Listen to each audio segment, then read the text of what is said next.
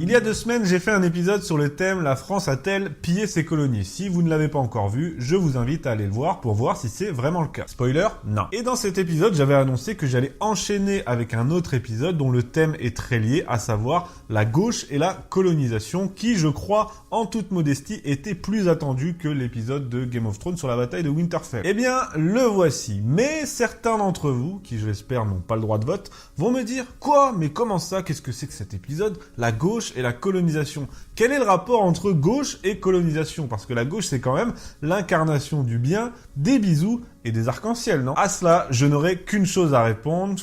Tu as vraiment besoin de voir cet épisode, crois-moi.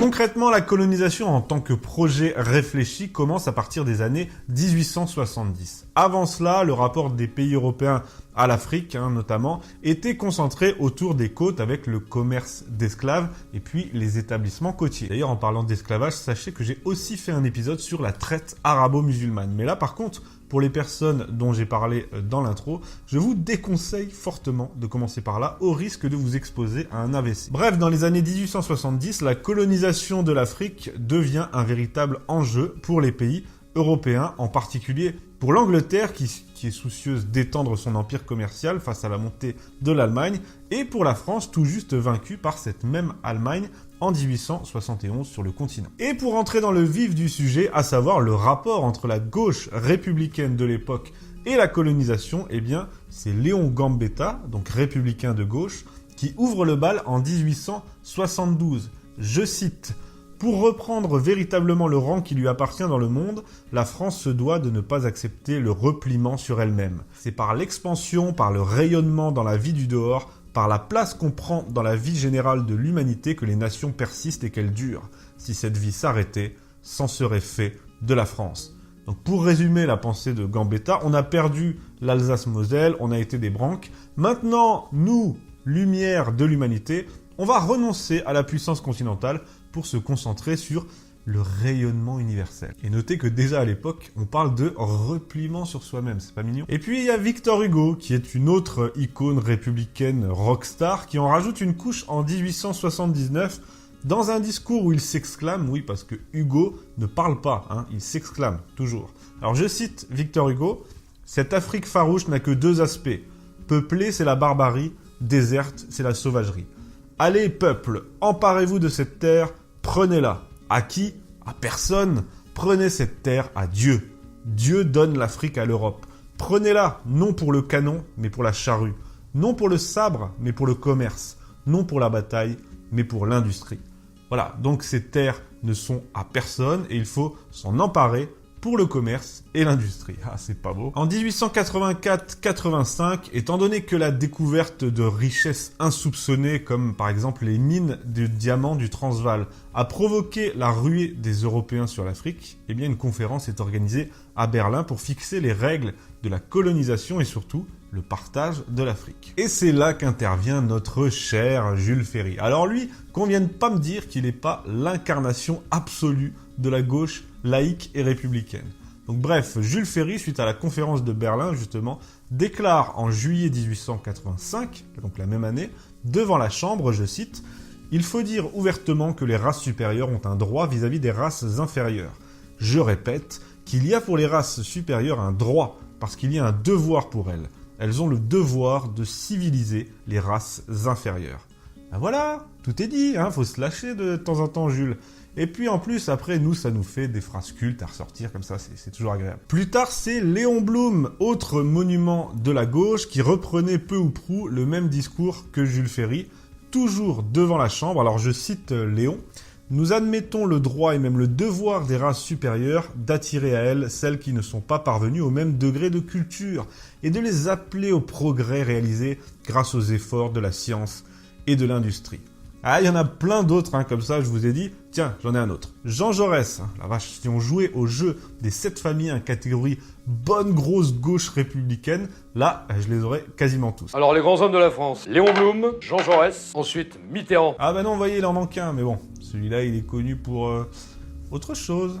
Donc je disais Jean Jaurès en 1903, toujours devant la Chambre, je cite, « La civilisation que représente la France en Afrique auprès des indigènes est certainement supérieure à l'état présent du régime marocain. » Bon là, il parlait que du Maroc, mais par extension, vous avez compris où il voulait en venir. Bon. Et là, bien sûr, dans ces exemples, je ne parle que de la gauche française, parce que c'est le sujet, mais en Europe et même dans le monde, c'est à peu près le même topo. Regardez, Friedrich Engels, le collaborateur de Marx, donc on peut difficilement faire plus à gauche, explique à propos de l'invasion du Mexique par les États-Unis, et là, attention, c'est drôle, je cite, « Est-ce un malheur que la splendide Californie soit arrachée aux Mexicains paresseux qui ne savent qu'en faire ?» Oui, moi je trouve ça marrant, désolé. Ça, vous allez me dire, c'est à propos du Mexique. Ok, mais au sujet de la conquête de l'Algérie par la France, eh ben c'est pareil, puisque Engels estime que, je cite, « L'écrasement de la révolte en Algérie est une chose positive, puisque les Bédouins sont une nation de voleurs. » Ouais, il était chaud, Friedrich, quand il s'y mettait. Et puis Marx, il est pas mal non plus à propos de la colonisation brutale de l'Inde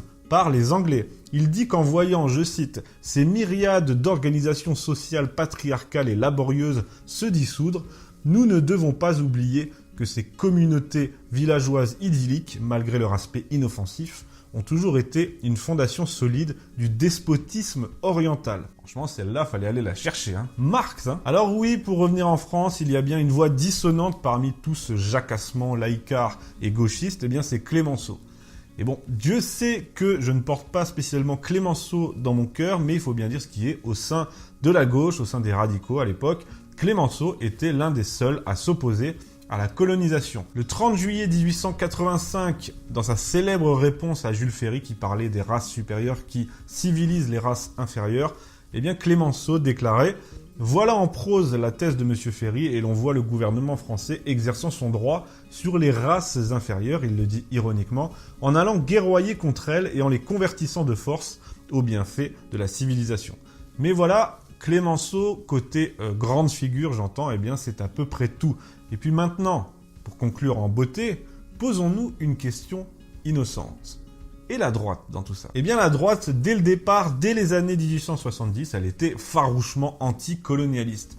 Pourquoi? Tout simplement parce que la droite jugeait que c'était une perte de temps, d'énergie et d'argent et que la véritable priorité de la France était de préparer la revanche contre l'Allemagne et la reprise de l'Alsace-Moselle. Oui, c'est ce qu'on appelle avoir le sens des priorités et du réalisme. À ce propos, il y a cette phrase célèbre de Paul Déroulède, le fondateur de la Ligue des Patriotes, qui s'était exclamé à la tribune « J'ai perdu 2 sœurs, l'Alsace et la Lorraine, et vous m'offrez 20 domestiques. » Pour la droite de l'époque, c'est-à-dire les monarchistes et les nationalistes, la colonisation non seulement détourne la France de ses provinces perdues, l'Alsace et la Moselle, mais aussi la ruine économiquement. Ça, c'était l'épisode d'il y a 2 semaines. C'est ce que dit le sénateur monarchiste Albert de Broglie en 1884. Je cite « Les colonies affaiblissent la patrie qui les fonde, bien loin de la fortifier, elles lui soutirent son sang et ses forces. » En 1883, le député bonapartiste Paul de Cassagnac s'adresse directement à Jules Ferry à la tribune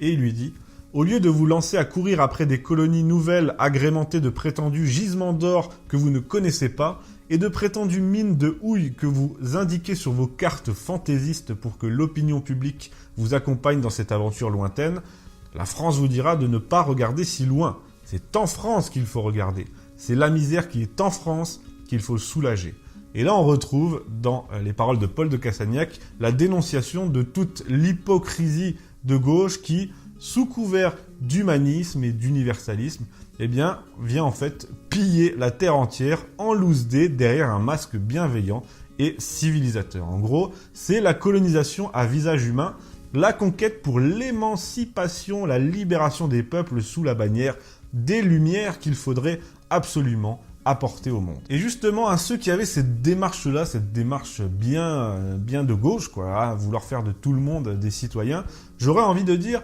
2 choses. Premièrement, le monde ne vous a rien demandé, comme ça, c'est fait.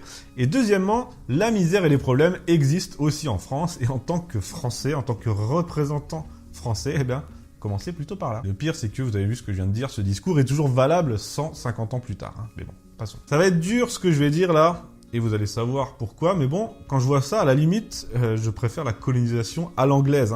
Non pas parce qu'elle est plus douce, mieux ou moins brutale, c'est même tout l'inverse, tout le contraire, Mais au moins, elle était directe, franche, franc du collier comme on dit, sans maquillage grotesque, c'est-à-dire, en gros, les Anglais, ils arrivent, ils disent voilà, on est une puissance commerciale, on veut s'étendre, votre pays nous intéresse, maintenant il est à nous, basta, au revoir. Sinon, il y a la version française qu'on peut aller chercher chez les économistes classiques, comme par exemple Jean-Baptiste C, qui nous dit « Les vraies colonies d'un peuple commerçant, ce sont les peuples indépendants de toutes les parties du monde. » Eh bien, vous voyez, ça aussi, ça me va. Mais bref, pour revenir à ce qui me va pas, justement, à l'hypocrisie de la gauche, je conclurai avec une citation parce que ça fait toujours classe. Alors pourquoi s'en priver? Elle est de Régis Debray, que vous connaissez sûrement. Alors je cite Régis Debray. « Il existe un lien obscur entre l'universalisme dit civilisateur et le colonialisme du mépris.